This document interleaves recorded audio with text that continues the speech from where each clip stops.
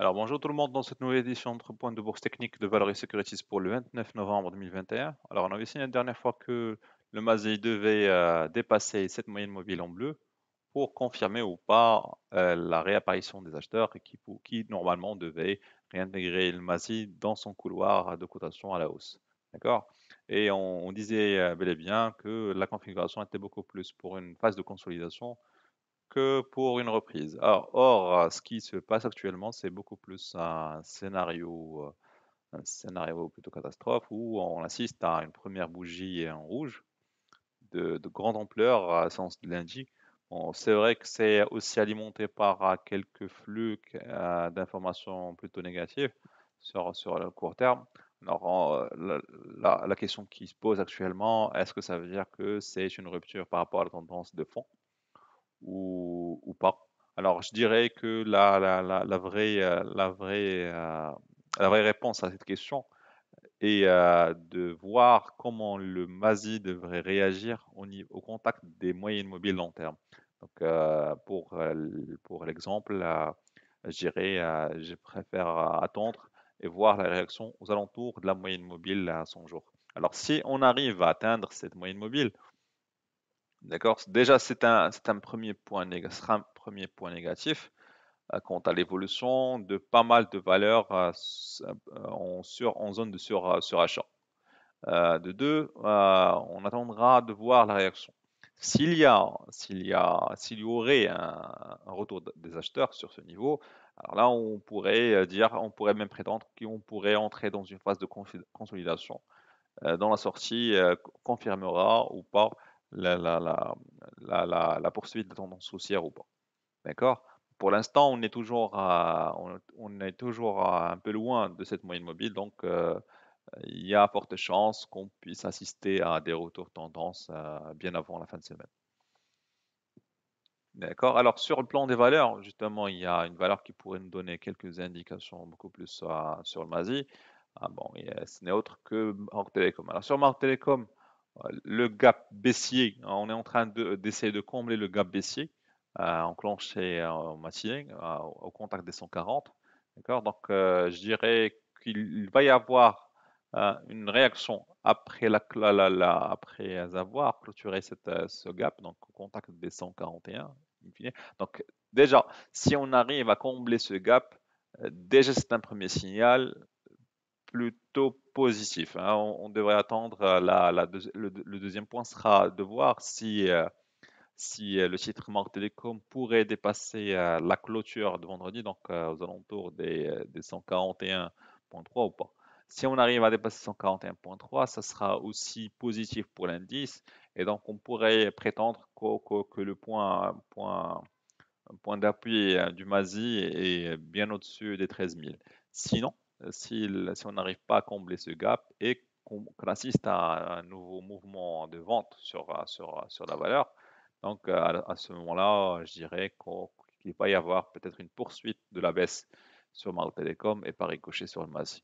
Alors sur les bancaires, c'est le secteur qui souffre le plus hein, en ce début de matinée. Alors sur Tijeri, on avait signalement repris cette zone comme étant une zone où il y a absorption aussi bien d'acheteurs que de vendeurs. Alors, effectivement, on a tenté de capitaliser là-dessus pas mal de fois après le dépassement du dernier plus haut. Une fois, deux fois, trois fois casseur. Donc, ça dénote d'une faiblesse de la tendance. Et l'ouverture d'aujourd'hui n'a fait qu'empirer les choses, hein. Actuellement, on évolue en dessous de la moyenne mobile 100 jours. Et donc, on attendrait de voir la réaction sur cette zone. Alors,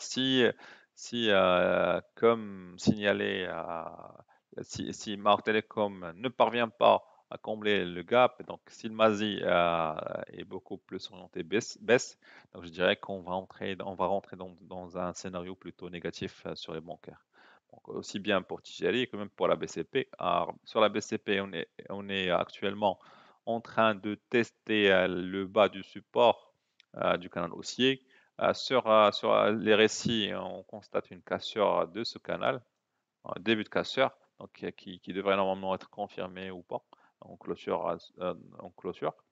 Donc, pour l'instant, on assiste à des signaux de faiblesse de la part de la part des sociétés, des bancaires. Et, sur la base de la réaction, aujourd'hui, qu'on pourrait bel et bien décider ou pas. Alors, sur d'autres valeurs, par exemple sur Sonacid, hein, déjà on avait signalé à maintes reprises que le retour haussier du titre Sonacid n'était pas aussi fort, n'était pas aussi fort qu'anticipé, puisque le retour sur le canal, sur le récit était plus ou moins faible. Et on a bien constaté que le montant d'achat ne stimulait pas un vrai retour des acheteurs sur le titre. Et donc, on constate la formation de divergences baissières sur RSI. On constate bel et bien que le titre ne parvient pas à fédérer des acheteurs sur des moyennes mobiles. Donc, du coup, ça dénote d'une certaine faiblesse à dépasser cette zone. Donc, a priori, Sonacid fait partie des valeurs qui souffrent actuellement et qui pourraient éventuellement entrer dans une phase de consolidation pour revenir dans ces zones. Alors, pour la Belleville, par contre, on avait signé la dernière fois que la Belleville avait beaucoup, beaucoup de chances de dépasser cette zone, hein, chose qui s'est faite, puisqu'on avait assisté à une hausse vers les 4700. Malheureusement pour aujourd'hui, vu que le marché est beaucoup plus orienté baisse, ça a poussé le titre à revenir sur le dernier niveau, donc aux alentours au-dessous des 4700. Euh, bon, ça n'empêche que la configuration haussière reste toujours de mise pour la belle vie. Et donc, je dirais que la belle vie sera parmi les valeurs qui devraient normalement émerger ou réaliser une belle performance à la suite d'une reprise sur le MASI. Alors, pour Managem aussi, on avait signalé qu'on pourrait assister à un retour vers les 1600, qui sera un premier pullback avant toute accélération haussière. Alors, on est sur ce niveau, on est sur les 1600 actuellement. D'accord, maintenant, on attend juste de voir est-ce qu'il va y avoir un retour des acheteurs sur ce niveau. Est-ce que cette zone sera une zone d'apparition des volumes? D'accord, mais je serais beaucoup plus positif pour la valeur Managem et je dirais que la ligne de mire sera sur le court terme et aux alentours des 1670.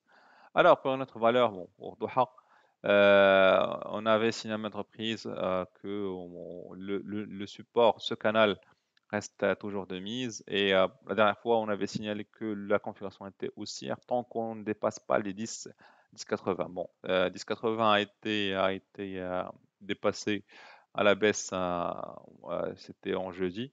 D'accord? Donc, ça a donné un signal négatif quant à l'évolution du titre. Le vendredi, c'était une séance baissière. Aujourd'hui, bon, compte tenu de la configuration du marché, on démarre sur un gap baissier. Ça n'empêche que de dire et d'avancer que si, je le dis, si le titre Doha parvient à capitaliser sur le niveau des 10 dirhams, sans pour autant le dépasser à la baisse, on pourrait assister à la conformation d'une divergence haussière sur le titre et qui normalement devrait confirmer le début d'une configuration haussière. Mais ça, bon, c'est un peu précipité d'en parler. J'aimerais juste que tout le monde puisse garder un œil sur Doha, sur ce niveau des 10 dirhams. D'accord? Bon, ça nous rappelle aussi la formation d'une configuration similaire sur RDS. Alors, merci à vous et à la prochaine.